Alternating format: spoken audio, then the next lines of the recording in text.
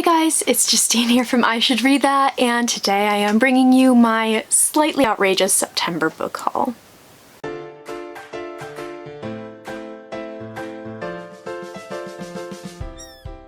September, kind of a crazy month for hauling. A couple reasons for that. I'm going to try to justify myself here. It's a big publishing month. There's a lot of good stuff coming out. I was also lucky enough to receive a lot of copies of books because it's a big publishing month, and October as well. And I did a partnership with Book Depository, which was awesome. So they sent me some books as well. That video is going to be going live on my channel soon. It's not up yet, so if you want to watch it before it goes live, you can actually check out Book Depository's channel. It's up there and I will link it just above. If you want to go ahead and take a look at that and, you know, be excited about all the books, you should go ahead and do that. Yeah, so there's a lot of stuff. I feel like I'm back to the old ways of Justine hauling.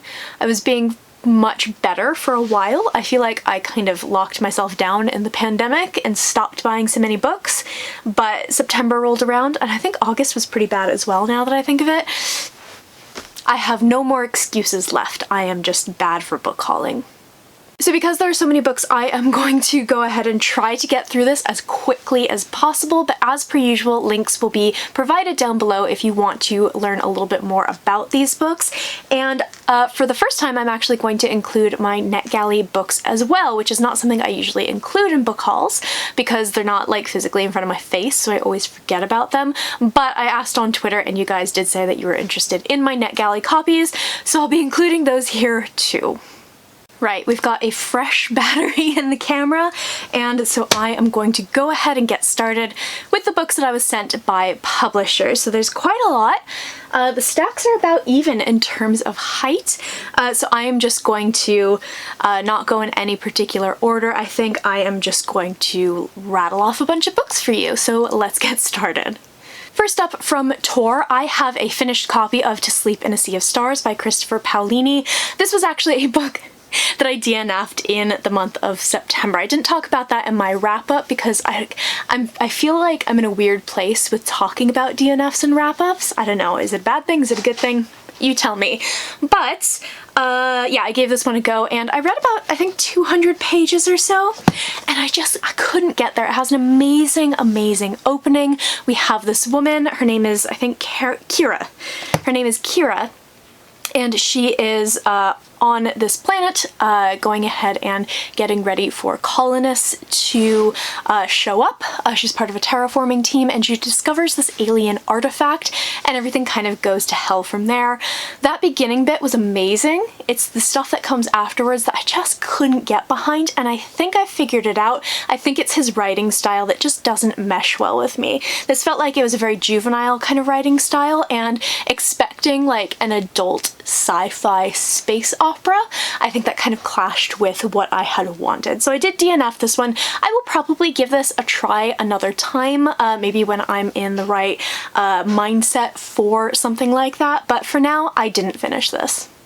The next book that I have is from Gollancz. This is out now. This is The Left-Handed Booksellers of London by Garth Nix. This comes out from Gollancz here in the UK, and this looks really fun. This is one of those books where I kind of look at the title and I'm like, I feel like I know everything I need to know about this from the title, and it sounds super fun. So I've not read a huge amount of Garth Nix's books. I read Angel Mage, which I did a review for. I didn't love, but I did enjoy. And I read Sabriel, which I did love, and I'm planning on rereading that and continuing with the series. So this is his newest one, and this does sound like really good, silly fun.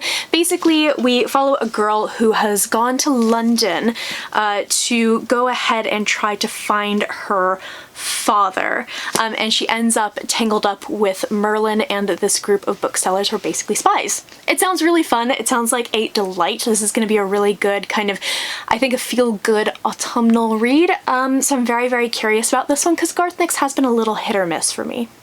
Next up on the stack from Titan Books is a book that I think just came out, or if not, it's going to be out right around the time that this video goes up. This is The Ghost Tree by Christina Henry.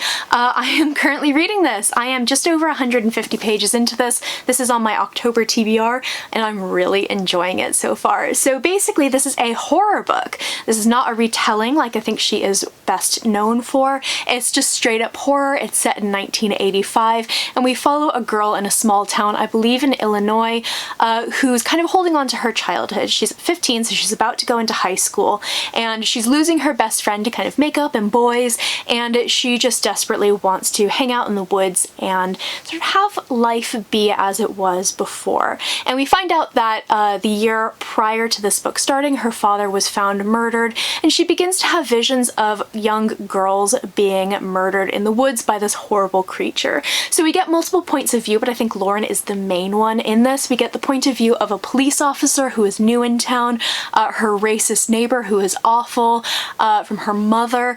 All of these different points of view will come together to tell this story. It sounds really fun. I love anything set in the 80s, and I am, as I've said many times, trying to dip my toe into horror a little bit more. So this looks like it's going to be really good fun, and I am enjoying it so far. Then from Orbit Books, this is available now. This is Prime Deceptions by Valerie Valdez. I read the previous book in this series, which was Chilling Effect, earlier this year, and I enjoyed it. I didn't love it, and I was hoping for a little bit more, and I think I'm gonna get it from this book. This basically follows the crew of a ship and the sort of antics that they get into. It follows the captain. In the first book, her sister's kidnapped, and she's trying to free her from this, like, crime syndicate. There are psychic cats, there are hot smelly aliens. It's just really good fun. I am hoping that I'm gonna enjoy this one as well, maybe a little bit more than the first one, which I think I gave 3 stars. Then we have a book I'm so excited for. This is going to be a spring release. So this comes out, I believe, in March of 2021 from Rebellion. This is Skyward Inn, and this is by Aaliyah Whiteley. So this kind of is giving me some Becky Chambers vibes. I have a feeling that is not in any way, shape, or form confirmed, so I probably shouldn't say this until I actually read the book, but I have a feeling this is going to be a really good, quiet sci-fi book in the way that Becky Chambers does really good, quiet sci-fi. So basically, I believe this takes place on a planet that Earth has conquered, and we have 2 people, one from Earth and one from this planet, who own this inn together, and they are kind of trying to live through their past and their past experiences and look to the future. This sounds wonderful. It's very short. It's a short novel. It's not a novella, and something about this book is just calling to me. I have a feeling I'm going to love this. Even though it comes out in March, I'm hoping to read it really soon. Then we have another book from my TBR. I believe this comes out in October from Head of Zeus here in the UK. This is Ashes of the Sun by Django Wexler. This is the start of a new series, and this is the first book of his that I will read. I've already tabbed it up. I tend to tab my books into 50-page chunks and kind of use that as my guideline for how much I should read each day, and I think that it's going to work really nicely for this one. This gives me some good classic fantasy vibes, maybe like updated for a modern audience. It's got a woman in it, which is super exciting. So basically this follows the story of a young man whose sister was sold by his parents to this kind of this order. This kind of sounds kind of like a cult. So many years later, he comes across his sister again while he is seeking revenge for her loss, and she is not the person that he remembers. She's become this kind of incredible warrior mage for this order. So the 2 of them are going to stand on opposite sides of this war, and it sounds really good. I'm looking forward to this. I've heard great things about Django Wexler's books in the past. He's written like Flintlock fantasy, which I've not read but is on my ever-growing TBR, and I'm really excited for this. I'm looking forward to this a lot. If you've read any of his stuff, I would love to hear from you. Let me know what you thought of it. Next up is another book from my October TBR. You can see a little bit of a theme here. This is A Witch in Time by Constance Sayers, and this is from Piatkis Publishing, which is a imprint of Hachette, I believe. So this looks really interesting. We basically have 4 women across different periods of time. So one is 1895, we have 1932, 1970, and in 2012 a woman named Helen is beginning to have these vivid memories of lives that were not hers. So this sounds great. This sounds like a really good historical fiction novel with a paranormal twist, which I absolutely love. So this is one I'm really looking forward to this month. The next book that I have comes out in January of 2021 from Bloomsbury, and I'm real excited because this is one of my favorite authors. So this is The Shape of Darkness by Laura Purcell. She's the author of The Silent Companions, which I talk about in my spooky book recommendations video, which you should check out, The Corset, and Bone China, which is another one of her books that I really loved. So I am very, very excited for this. Her books are perfect spooky winter reading because they're so wonderfully atmospheric, and I think that this is going to be a big hit with me. So The Shape of Darkness follows a young woman named Agnes, and she is a Victorian silhouette portrait drawer, as you can see, one of these guys here, and her clients start to die off. So she goes to a child spirit medium named Pearl to find answers, and it looks like they discover they may have opened up the door to something they cannot put back. This sounds great. That's super vague. I love her books. She does a really, really good job with the, is she mad or are these things actually happening? I just love her. I'm so pumped for this. This is one of my most highly anticipated books of 2021. The next book that I have is one I'm really excited for. This is a YA fantasy book. It's been getting a lot of attention lately, and I'm really looking forward to digging into it soon. This is Legendborn by Tracy Deonn. This is from the Simon & Schuster UK. So this book looks like so much fun. So we follow a character named Bree, and her mother dies in an accident, and she just wants to escape her life. So she has this opportunity to join a sort of in-residence program for bright high schoolers. However, the first night on campus, she witnesses a magical attack, and the failure of the attacker sort of unlocks this magical ability in Bree, and she starts to remember things that happened on the night of her mother's death. And she ends up joining this order of Legendborn, and I believe the Legendborn reveal themselves to be the descendants of King Arthur's knights who foretell a magical war. This sounds really, really fun. I love a good take on the King Arthur myth, and I think that I've heard only good things about this one. People have been really excited for it. People have been hyping it up a lot, so I'm really, really pumped for this. I've had a really good streak of YA fantasy recently. I have read a lot of stuff that I've really enjoyed for a genre that I sometimes have a little bit of trouble with, so I think this is going to be amazing. Next up is a book that I read in the month of September, and I did a full review for, so I won't say much about this, but I will link the review up above. This is The Devil and the Dark Water by Stuart Turton. This came out from Bloomsbury Books on the 1st of October.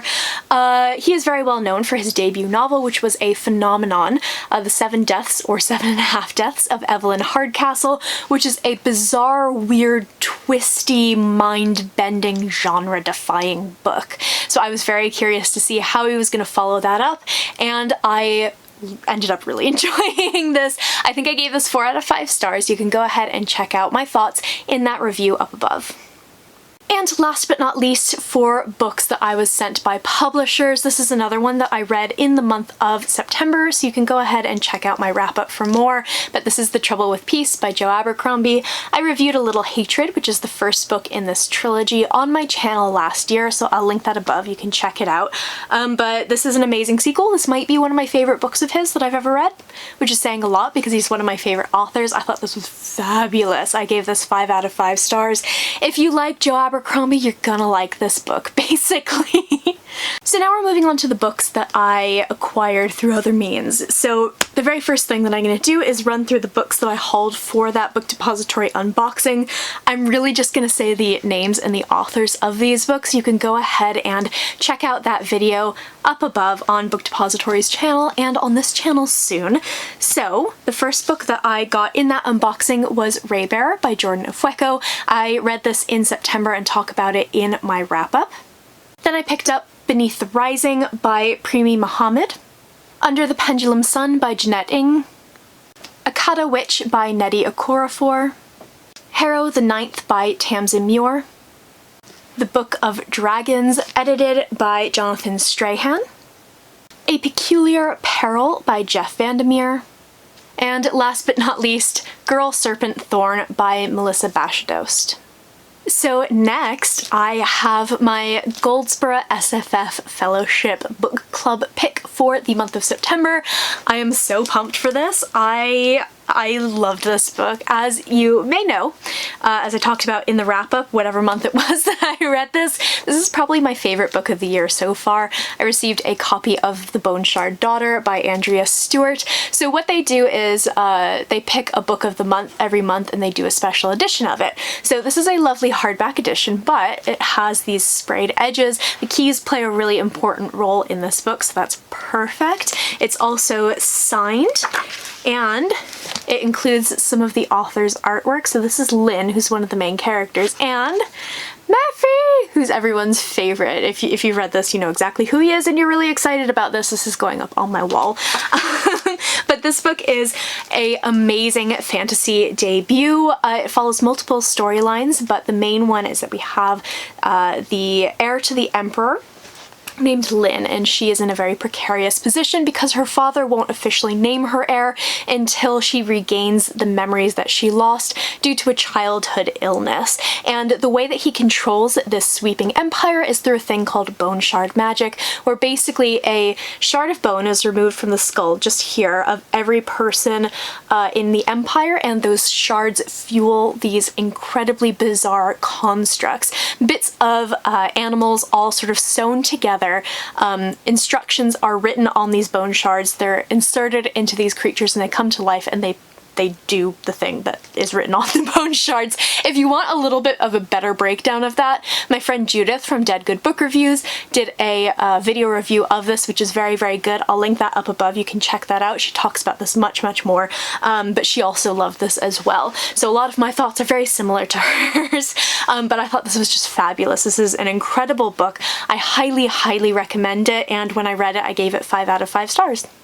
Then I picked up a copy of A Deadly Education by Naomi Novik. This is a book I've been very excited about. I really enjoy Naomi Novik's fairy tales. They're not retellings, they're kind of full-length adult fairy tales, and I've read one of her Temeraire books as well. So I've really enjoyed what I've read from her in the past, and I think this is going to be no exception. I think she's just fabulous. So this takes place at a magical school that's basically trying to kill you, and it follows, I believe, a girl who is destined to kind of kill everyone else at the school. I don't know a huge amount about it. It's one of those books that I want to go into knowing as little as possible because I think it's going to be a wonderful book to discover on my own, but I know it has some amazing friendships in it. I know the magic is really fun, and if you are someone who, like me, was really annoyed that all of these students in Harry Potter didn't want to attend their classes and they should have been excited to be learning magic, then this is the book for you, from what I hear. So this is what I'm really looking forward to. The next book is one that I don't know much about, but my dad actually recommended to me because it sounds like the perfect book for me, and I don't know how I had never heard of this before. So this is Set My Heart to 5 by Simon Stevenson. So basically this book is about a robot that begins to gain feelings and is very, very snarky and doesn't like people and has very, very strong opinions about everything. I have a feeling that this might scratch some of the Murderbot itches that I've been having lately, although I do still have one Murderbot book to go. I think that this is going to be amazingly good fun. I'll post the description down below so you can read more about it, but this sounds like such good fun. Scottish husband and I are going to buddy read this together, and we're going to report back to my dad. Next up is a book that I read in the month of September. This is Orphea by Joanne M. Harris. This is one of her child ballad novellas, which are retellings of various child ballads, which are basically British folklore that were collected by a man whose last name was Child, which is why they're called the child ballads. So these are lovely, lovely novellas. They are fully illustrated and they are stunningly beautiful. I cannot recommend these more highly.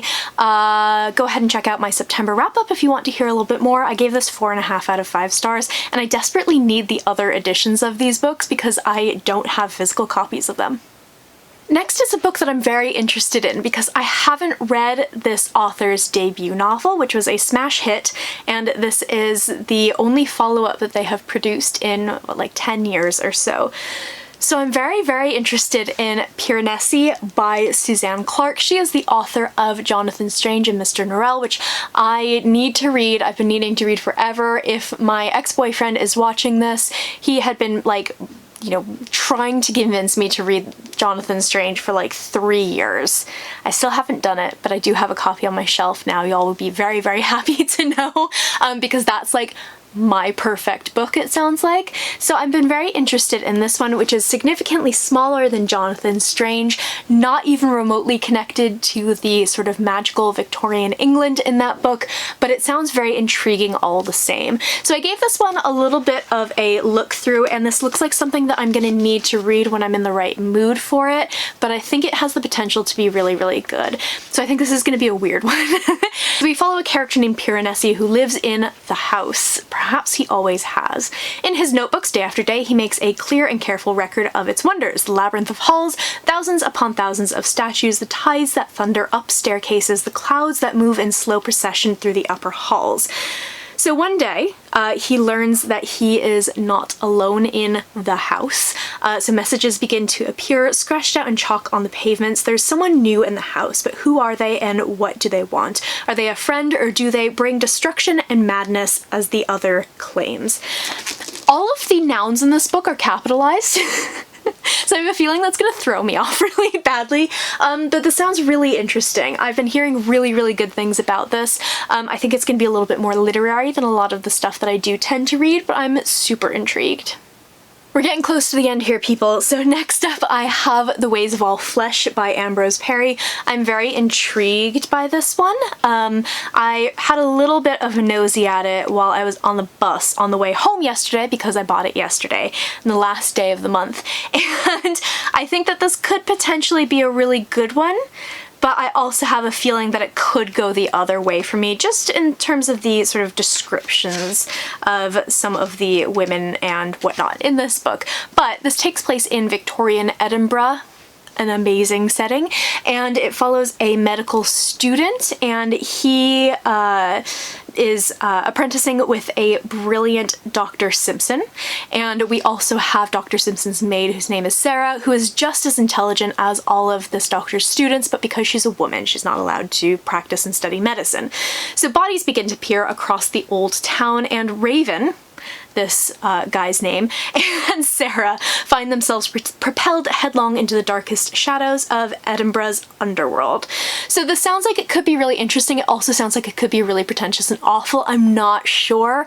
I've heard really good things about it, but I don't think anyone that I know and trust really implicitly has read this. So I'd be very, very intrigued to pick this up. I'm really going for the historical fiction theme over the past month or so, and this will fit in really nicely. So we'll see how this goes. I am going to buddy read this with one of my real life friends because she happens to have it on her TBR, and I'm sure much discussion will be had. Because I wanted something that was going to scare the crap out of me, but I don't know much about horror, I decided to pick up The Exorcist yesterday when I was in the bookshop. So this is by William Peter Blatty. Of course, this is best known for the film, which I love. It's one of my favorite movies. It's just such good fun. I don't know what that says about me. But I'm really, really intrigued to read the book because I actually didn't realize that it was a book for a long time. So judging from the back of this book, if you know the story of the film, you know the story of the book. Sort of strange things begin happening to this 11-year-old girl. Modern medicine can't shed any light on this issue, these things that are happening, and a Jesuit priest is brought in to perform an exorcism. This was published in the 70s, I think, so I'm really, really interested in this. I don't know anyone who's actually read this book, but I know so many people who have watched the film and were emotionally scarred by the film. I am really, really looking forward to this. I don't know a huge amount about sort of the reception of the book. I mostly know about the movie and how the film was made and everything like that, so this should be a really interesting experience. The next book that I have that I picked up yesterday in the bookstore, I got 3 new books on the last day of the month. It happens. This is The Reckless Afterlife of Harriet Stoker by Lauren James. I really enjoy Lauren James's books. I absolutely adored The Loneliest Girl in the Universe, and I really enjoyed Quiet at the End of the World, I believe is her other book, which I read during lockdown. So I'm super intrigued by her latest book. She has a really wonderful way of creating kind of twists and turns that you're not expecting in her books, and I think that this will be really fun. So this follows a girl named Harriet Stoker who dies falling off of a balcony, and when she does die, she discovers this group of ghosts who are thrilled to have someone new to join their like little gang. So they are Felix, Casper, Rima, and Leah, and they welcome her into their world, but Harriet is more interested in unleashing her own power, even though it may mean destroying everyone around her. So when all of eternity is at stake, the afterlife can be a dangerous place to make an enemy. This sounds great. I'm really excited. I'm looking forward to this. Her books tend to be really pacey and really absorbing, and I really, really enjoy them. So I think this is going to be a great one for October and November. And last but not least, we have 2 novellas. Usually I don't pick up physical copies of novellas, but for some reason I couldn't resist these 2. So the first one that I have is The Four Profound Weaves, and this is by R.B. Lemberg. I think this just came out. I think it might have just hit the pub date for this one, and I've heard wonderful things about it. So I hate to do this to you guys, but this is one of those books that I want to go into knowing as little as possible, but I know that this is a book about discovering one's identity in a hostile world, and I know that I think at least one of the characters is transgender. This is a very, very LGBTQ friendly book, and that's one of the reasons that it came onto my radar. I have been seeing a lot of people including this on their favorite LGBTQ books of 2020 so far lists, and I'm really excited for this. I think it's going to be gorgeous, and I cannot wait to pick this up. I think because this is quite short, it doesn't look like it's got very small type either. I think this will be a really good one to devour in an evening, and I think that will be my plan a couple weekends from now. And last but not least, I have Riot Baby by Tochi Onyebuchi. I now have 3 of his books and I have yet to read any of them. I really need to get on it because they all sound amazing. But I have had my eye on this for ages and ages and ages. I have desperately been wanting to read this, so I just broke down and picked up a physical copy because I think that this is going to be fantastic.